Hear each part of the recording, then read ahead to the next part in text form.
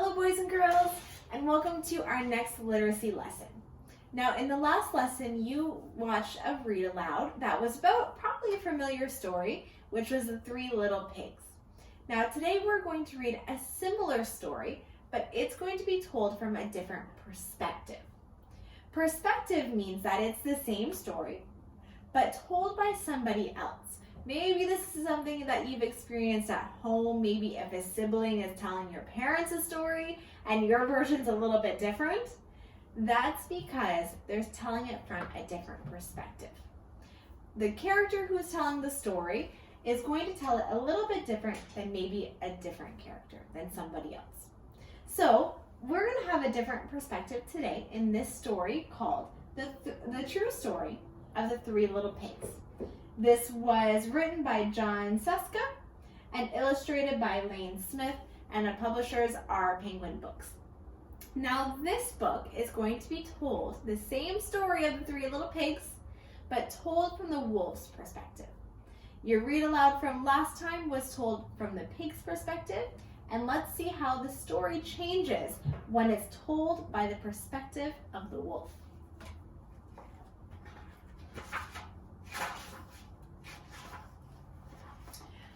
Everybody knows the story of the Three Little Pigs, or at least they think they do. But I'll let you in on a little secret. Nobody knows the real story because no one has ever heard my side of the story. I'm the wolf, Alexander T. Wolf. You can call me Al. And I don't know how this whole big bad wolf thing got started, but it's all wrong. Maybe it's because of our diet. Hey, it's not my fault that wolves eat cute little animals like bunnies, sheep, and pigs. That's just the way we are. If cheeseburgers were cute, folks would probably think that you were big and bad too. But like I was saying, the whole big bad wolf thing is all wrong. The real story is about a sneeze and a cup of sugar. This is the real story. Way back in once upon a time, I was making a birthday cake for my dear old granny. I had a terrible sneezing cold, and I ran out of sugar. So I walked down the street to ask my neighbor for a cup of sugar. Now, this neighbor was a pig, and he wasn't very bright either.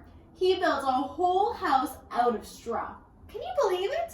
I mean, who in their right mind would build a house out of straw? So of course, the minute that I knocked on the door, it fell right in. I didn't want to be just someone who walked inside the house, so I yelled, little pig, are you in?" No one answered. And I was just about to go home without my cup of sugar for my dear granny's cake. But that's when my nose started to itch. And I felt a sneeze coming on. Well, I huffed and I snuffed. And I sneezed a great sneeze. Achoo! And you know what? The whole straw house fell down.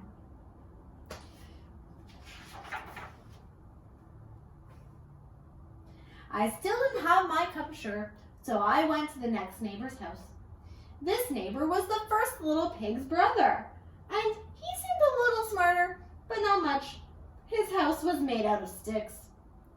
I rang the bell on the stick house, and no one answered, so I called, Mr. Pig, are you in?" He yelled back, "Go away, wolf, you can't come in. I'm shaving the hairs on my chinny chin." I had just grabbed the doorknob when I felt another sneeze coming on. I huffed and I snuffed, and I tried to cover my mouth, but I sneezed a great sneeze. Achoo! Now, all this, and I still did not have my cup of sugar for my dear old granny's birthday cake. So I went to the next house. This guy was the first and second little pig's brother. He must have been the brains of the family. He built his house out of bricks. I knocked on the brick house. No one answered. So I called, Mr. Pig, Mr. Pig, are you in? And do you know what the rude pig answered? He said, get out of here, wolf, don't bother me again. Now, talk about impolite. He probably had a whole sack full of sugar. And he wouldn't even give me one little cup for my dear sweet old granny's birthday cake. What a pig. I was just about to go home and maybe make a nice birthday card instead of a cake when I felt my cold coming on. So I huffed and I snuffed and I sneezed again. Achoo! Then the third little pig yelled, and your old granny can sit on a pin. Now, I'm usually a pretty calm fellow, but when someone talks not nice about my granny, I go a little crazy. Just then, when the cops drove up, of course I was trying to break down this pig's door, and the whole time I was huffing and puffing and sneezing, and it was making a real scene. And the rest, as they say, is history. The news reporters found out about the 2 pig houses from before, and they figured a sick guy going to borrow a cup of sugar didn't sound very exciting. So they jazzed up the story with all that huff and puff and blow your house down stuff. And they made me the big bad wolf. That's it. That's the real story. I was framed. But maybe you could loan me a cup of sugar. So boys and girls, that was our same 3 little pigs story, but it was told from the perspective of the wolf instead of the 3 little pigs. And when that happened, the story was much different this time, wasn't it? So I want to hear your opinion on our 2 perspectives. Attached to this assignment, there's a Google form that I want you to tell me who you believe. There's 2 sides of the story, the 3 little pigs and the wolf. I want you to tell me whose story you believe and tell me why. So if you believe the wolf, you can say, I believe the wolf's perspective, and tell me a reason why. Or you can side with the 3 little pigs as long as you have a reason to explain why you're choosing their perspective. All right, boys and girls, good luck and have fun.